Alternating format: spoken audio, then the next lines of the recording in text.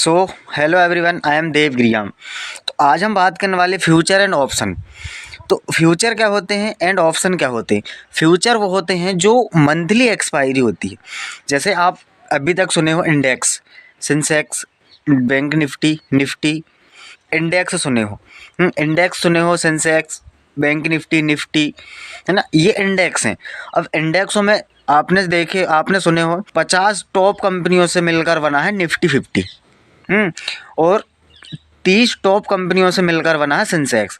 अगर आपको किसी स्टॉक्स में ऑप्शन खरीदना है, स्टॉक्स में फ्यूचर ऑप्शन खरीदना है, तो आप क्या आने की आप सोच रहे हो कि यार मेरे को ये ऑप्शन खरीदना है, पर मेरे को 1 महीने या 2 महीने बाद में पैसे की ज़रूरत है, यानी 1 या 2 महीने तक मैं इसको होल्ड करके रख सकता हूँ।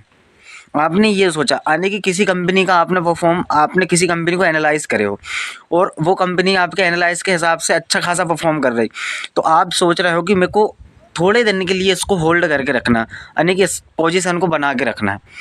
तो आप क्या करोगे, उसमें से ऑप्शन नहीं खरीदोगे, आप खरीदोगे फ्यूचर ऑप्शन।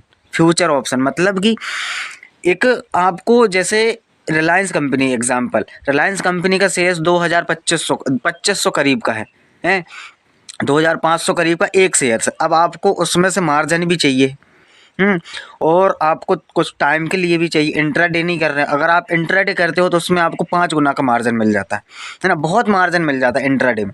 और अगर इंट्राडे नहीं करना है, मेरे को कुछ दिन के लिए होल्ड करना है, तो मैं क्या करूँगा, अब 2500 का शेयर्स तो मैं खरीद नहीं सकता। 2500 का शेयर्स मैं कितने खरीदूंगा, हैं ज़्यादा 2 4 10 खरीदूंगा ना। तो इससे अच्छा है कि मैं एक ऑप्शन खरीद लूँ, फ्यूचर ऑप्शन खरीद लूँ, मतलब कि मैं कुछ दिन के लिए उसको होल्ड भी कर लूँ और कम रेट में भी मिले, कम दाम में भी मिले, मेरे को थोड़ा सा मार्जिन मिल जाए। तो आप क्या करते हो, फ्यूचर ऑप्शन खरीद लेते हो।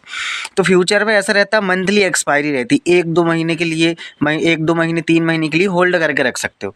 तो ये होता है फ्यूचर। अब ऑप्शन क्या होता है, ऑप्शन वो होता है, जैसे कि एग्जाम्पल, आप अगर किसी कंपनी में किसी शोरूम में गए कार लेने, आप अगर किसी शोरूम में कार लेने के लिए गए हो, तो आपको चाहिए रेड कलर की कार, आपको रेड कलर की चाहिए है बलेनो, बलेनो चाहिए आपको रेड कलर की, और बलेनो पड़ रही है आपको 5 लाख की, एग्जाम्पल बता रहा हूँ 5 लाख की, है ना। तो अब आप अगर शोरूम में जाकर के खड़े हो, तो आपने कह दिया कि सर मेरे को रेड कलर की बलेनो चाहिए, तो सामने वाले ने बोल दिया कि यार अभी रेड कलर की बलेनो तो नहीं है। आपको आपके फ्रेंड ने आपको शोरूम जाने के एक दिन पहले आपको फ़ोन लगा के बताया कि आज जो बलेनो 5 लाख रुपए की मिल रही है, आने वाले महीने से वह बलेनो जीएसटी बढ़ जाएगी, तो 5 लाख से ऊपर भी हो सकता 6 लाख भी हो सकता है, 6.5 लाख भी हो सकता है ना।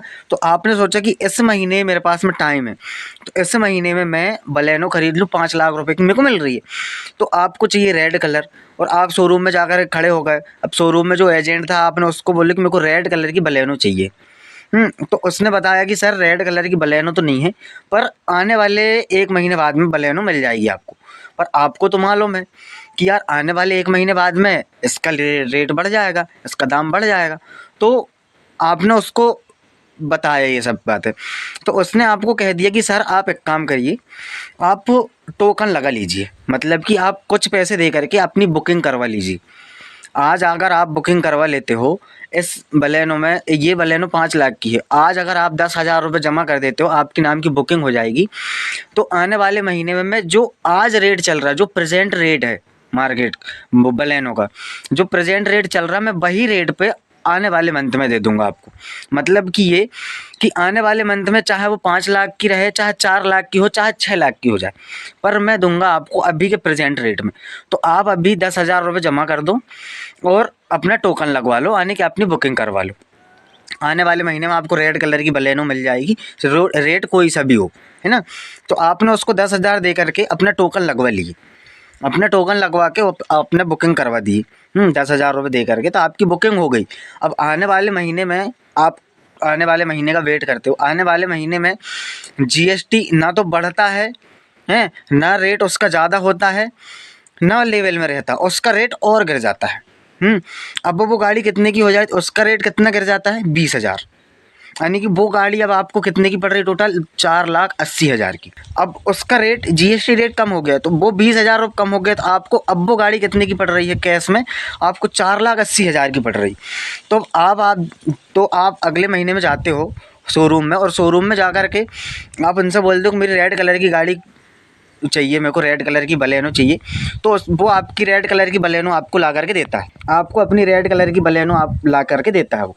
तो अब आपके पास में दो ऑप्शन है, या तो आप 4,90,000 दे करके वही बलेनो खरीदो, या तो फिर आप 10,000 रुपये भूल करके 4,80,000 की, 4,80,000 जो प्रेजेंट रेट चल रहा है आप उस रेट पे खरीदो, या तो फिर जो पहले आपने तय करके गए हो आप वही रेट पे खरीदो। मतलब कि अब आपके पास में दो समस्याएं आ गई, या तो आप 10,000 रुपये जो आप दिए हो वह 10,000 रुपये जोड़ करके अगर आप पुराने रेट पे खरीदते हो तो आपको 4,90,000 रुपये देना पड़ रहा है, और अगर आप अभी प्रेजेंट रेट के हिसाब से खरीद रहे हो वो 10,000 छोड़ करके, तो आपको टोटल कार कितने की पड़ रही है, 4,90,000 की। मान के चलो आपका 10,000 बुक गया बुकिंग का, और 4,80,000 अभी आपको प्रेजेंट में देना है, तो आपका सिर्फ कितना जा रहा है, 4,90,000। लेकिन आप अगर पुराने 10,000 रुपये बुकिंग और पुराने रेट से ले रहे हो, एक महीने पहले के रेट से ले रहे हो, तो आपको कितना लग रहा है, 4,90,000 कैश देना है, प्लस वो 10,000 और आने की आपको 5,00,000 रुपये की गाड़ी पड़ गई। तो आपके पास में ऑप्शन हो गया ना, इधर पर आपके पास में ऑप्शन मिल गया, या तो आप पुराने रेट में खरीदो, या तो आप जो 10,000 रुपये बुकिंग करवाए थे वह बुकिंग के पैसे भूल जाओ, यानी कि आप वह बुकिंग के पैसे मिला करके आपको पड़ जाएगी वो 4,90,000 की। ऐसा होता है, तो ऑप्शन में ऐसा रहता है। तो ये आपके ऊपर बात रहती है कि आप प्रेजेंट रेट, आपने जैसे कि आपको एग्जांपल आप निफ्टी देखते हो तो आप निफ्टी कितने का चल रहा है, निफ्टी का ऑप्शन चल रहा है, निफ्टी अभी क्या चल रहा है, निफ्टी चल रहा है अभी 17-18 हज़ार करीब में, 18-19 हज़ार करीब में चल रहा है ना। तो और 18,000 चल रहा है एग्जाम्पल, निफ्टी चल रहा है 18,000 में, तो आप 18,000 निफ्टी का ऑप्शन देखते हो, 18,000 स्ट्राइक प्राइस का, तो वो आपको पड़ रहा है जैसे कि 1,000 रुपये का, निफ्टी का 18,000 का ऑप्शन है ना। तो आपके पास में 18,000 का ऑप्शन आपको 1,000 का पड़ रहा था, आप 1,000 रुपये तो आपके पास में है नहीं एक शेयर्स में देने के लिए, तो एक निफ्टी का एक लॉट कितने का पड़ता है, एक लॉट कितना रहता है, 50 का लॉट रहता है। तो आप 50 का लॉट 1,000 रुपये के हिसाब से आप उतना पैसा तो लगा नहीं सकते, तो आप क्या चाहते हो, उसमें से मार्जिन मिल जाए मेरे को, उसमें से मेरे को मार्जिन मिल जाए, तो आप खरीद लेते हो 18,200 का, 18,200 का ऑप्शन आपको कितने का पड़ रहा है, 500 रुपये का। तो आपको ऑप्शन मिल गया ना, आप ऑप्शन खरीद सकते हो, है ना। तो ऑप्शन ट्रेडिंग में ऑप्शन मिल जाता है आपको और मार्जिन मिल जाता है ना। आप कार लेने गए हो तो कार में आपको ऑप्शन मिल गया कि आप चाहो तो 4,80,000 प्रेजेंट रेट चल रहा है वही रेट पे खरीदो, 10,000 वो मिला के आपको 4,90,000 की कार, 4,90,000 की आपको कार पड़ रही। और नहीं तो आप 10,000 रुपये जो दे के गए हो तो आप दूसरे बार में 4,90,000 और दो तो आपको 5,00,000 रुपये की गाड़ी पड़ेगी। अगर वही चीज़, अगर वही कार की कीमत 5,00,000 से 6,00,000 भी हो जाती तो सामने वाला आपको 5 ही लाख का देता। क्योंकि आपके पास में आपने बुकिंग करा लिए थे ना, एक महीने पहले आपने बुकिंग करा लिए थे, इसलिए आपके पास में ऑप्शन था। अब अभी भी ऑप्शन है आपके पास में, यानी कि सेलर्स के पास में कोई ऑप्शन नहीं है, बायर्स के पास में ऑप्शन है। सेलर्स के पास में ऐसा है कि अगर दाम बढ़ गया तो भी वो उतना ही का देगा। आपने अगर किसी कंपनी के, आपको जैसे ABC कोई भी कंपनी के 100 शेयर्स खरीदना है और अभी चल रहा है 100 रुपये का रेट, और आपको 100 शेयर्स खरीदना है, 100 रुपये का रेट चल रहा है। अब आपने उसको कह दिया कि मेरे को इस कंपनी के शेयर्स आने वाले मंथ में खरीदना है, 100 रुपये का शेयर्स खरीदना है मेरे को, है ना, खरीदना 100 रुपये में। तो आपने उसको 10,000 रुपये दे करके टोकन लगा दिए, सेलर्स को आपने 10,000 रुपये दे करके टोकन लगा दिए कि मेरे को 100 रुपये में खरीदना है ये शेयर। तो आपने उसको 10,000 रुपये जो दिए ना, बुकिंग हो गई। अब सेलर्स फंस गया, अब सेलर्स के पास में कोई ऑप्शन नहीं है, उसके पास में यही ऑप्शन है कि जो आपने 10,000 रुपये दिए हो वो 10,000 रुपये आप 10,000 रुपये भी भूल जाओ, और जो प्रेजेंट रेट चल रहा है आप उसमें भी खरीद सकते हो, और जो प्रेजेंट रेट जो आपने 10,000 दी हो वो भी लेकर के आप खरीद सकते हो। यानी आपके पास में दो ऑप्शन होगा, लेकिन सेलर्स के पास में कोई ऑप्शन नहीं बचा। सेलर्स अगर वही ऑप्शन वही शेयर 100 रुपये से 150 भी हो जाता तो आपको 100 ही में देता है। और अगर वही शेयर्स आप 50 का भी हो जाता है तो आप जो बुकिंग करे हो उस हिसाब से भी खरीद सकते हो। और चाहे तो आपके पास में ऑप्शन है, आप वह 10,000 भूल करके आप अपना 50 रुपये के रेट से खरीद सकते हो, है ना। तो ये होता है फ्यूचर एंड ऑप्शन। तो उम्मीद करता हूँ कि आपको फ्यूचर एंड ऑप्शन अच्छे से समझ आया होगा, है ना। और बाकी मिलते हैं आने वाली दूसरी वीडियो पर। और अगर आप इस चैनल पर नए हैं तो चैनल को सब्सक्राइब जरूर करें, बेल आइकन जरूर दबाएं ताकि मेरी आने वाली हर एक वीडियो आपको मिल सके। और ऐसे शेयर मार्केट ट्रेडिंग में वीडियो बनाते रहता हूं, तो चैनल को सब्सक्राइब जरूर करें, है ना।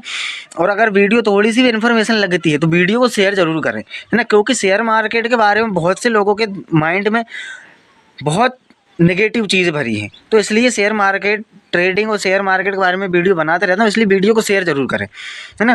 बाकी मिलते हैं आने वाली दूसरी वीडियो पर। और वीडियो में लास्ट तक बने रहने के लिए बहुत बहुत धन्यवाद।